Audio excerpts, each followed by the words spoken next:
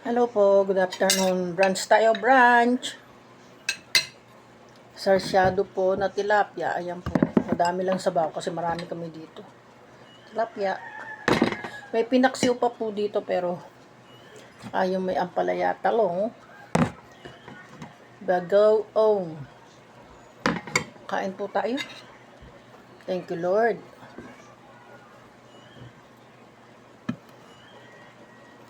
Sarsyado.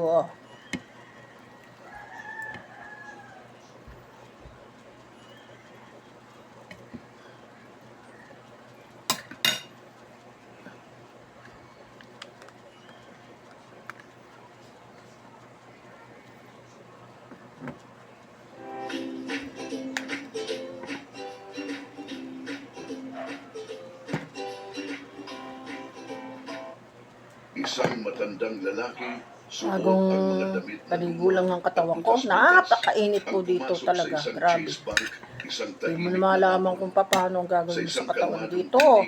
Nagbigay siya ng nakakagulat na pahayag. Akin Thank ang you po, bangko Lord. nito. Kain tayo. Sa una, nagtawanan ng mga tao sa loob. Akala'y isa lang itong biro. Lumapit ang gwardiya, handang paalisin siya. Ngunit nang dahan-dahang ipinasok ng matanda ang kamay sa kupas na bag na nakasabit sa kanyang balikat, biglang natahimik ang lahat. Bumagsak ang katahimikan sa buong silid. Bigla namang bumukas muli ang mga pinto sa harap, dahilan para mapalingon ang lahat.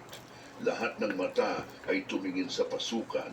Pumasok ang isa pang matandang lalaki. Puti ang buhok, magulo at gusot. Ang mukha niya ay bakas ng taon ng paghihirap. Suot niya ang isang mahabang, makapal na brown na coat, kupas, may mga tahi at may mantsa ng mahabang panahon ng gamit. Halos masira na ang kanyang sapatos at bawat hakbang niya ay mabigat at mabagal. May dala Kain siyang po. magaspang na canvas bag sa isang balikat. Butas na ito Kakatamad sa mga kumain gilid sa at init. mukhang dumaan na sa buong buhay ng paglalakbay. Habang lumalalim Nagkainan na ang sila. kanyang paglakad sa loob ng bangko, nagsimula ang bulungan ng mga tao. May halong tawa at mga lihim na sulyap. Isang babaeng puti na mukhang nasa 50, nakasuot ng mamahaling damit, ay mas lalong hinigpitan ng hawak sa kanyang designer bag habang tinititigan ng matanda ng may takot at pagdududa. Sa likod ng counter, may isang batang teller nang ngumisi at bumulong sa kanyang katrabaho.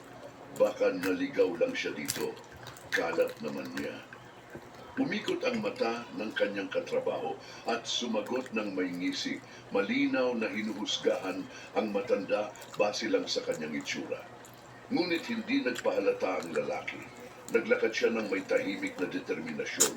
Ang mga matay malalim at matatag. Hindi alintana ang mga husga at pangungutya sa paligid. Tumungo siya sa gitna ng lobby at huminto. Mula sa dati Ay, may bulungan, ang dami muling langaw. naging tahimik ang buong silid, puno ng tensyon at kuryosidad. Mula sa gilid, lumapit ang isang matangkad na gwardya na malinis ang uniforme. Ang mukha niya'y seryoso, halos galit. Siya si Stephen Miller, kilala sa pagiging marahas at madaling mabuwisit. Inilagay niya ang kamay sa kanyang holster, tinititigan ang matanda ng may pagduduwal. Pagkatapos may nangyaring hindi inaasahan.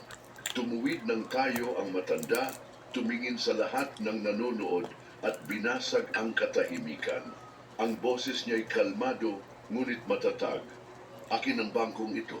Parang kulog ang mga salitang iyon.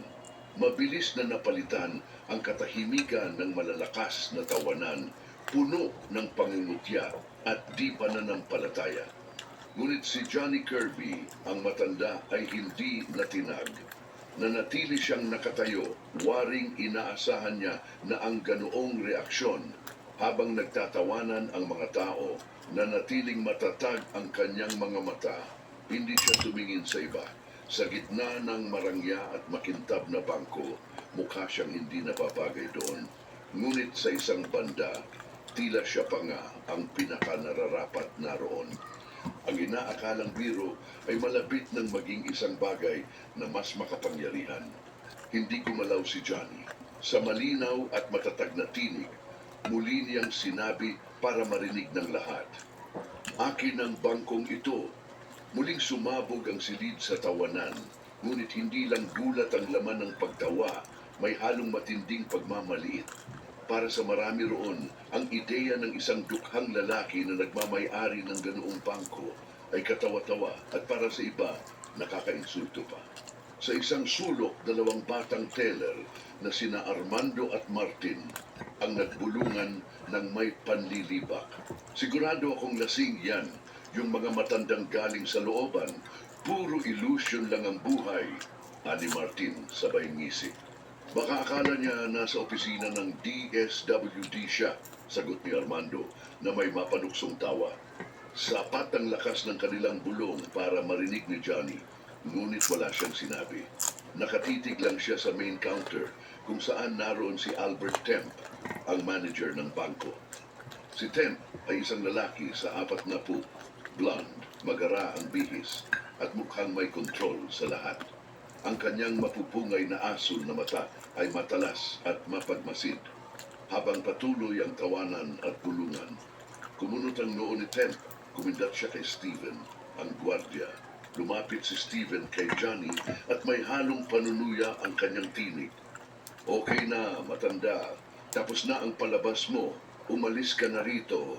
Huwag mo nang gawing mas mahirap pa, sabi niya, nakahawak pa rin sa kanyang baril. Pumarap si Johnny sa kanya, dahan-dahan ngunit matatag. Wala siyang takot. Ang kanyang kakaibang katahimikan ay nagpatigil kay Steven kahit saglit. Hindi ako pumunta rito para manggulo, sabi ni Johnny, malinaw ang boses. Pumunta ako para kunin muli ang akin. Ang bagay na ninakaw sa akin ng bangkong ito, mahigit 50 taon na ang nakalipas. Thank you, Lord. Muling natahimik ang buong Tapos silid. na po. Ngunit sa pagkakataong ito, hindi lang ito dahil sa kalituhan. Bye. o God bless you all. Ingat Ito po. na ang Thank you for simula ng isang watching. bagay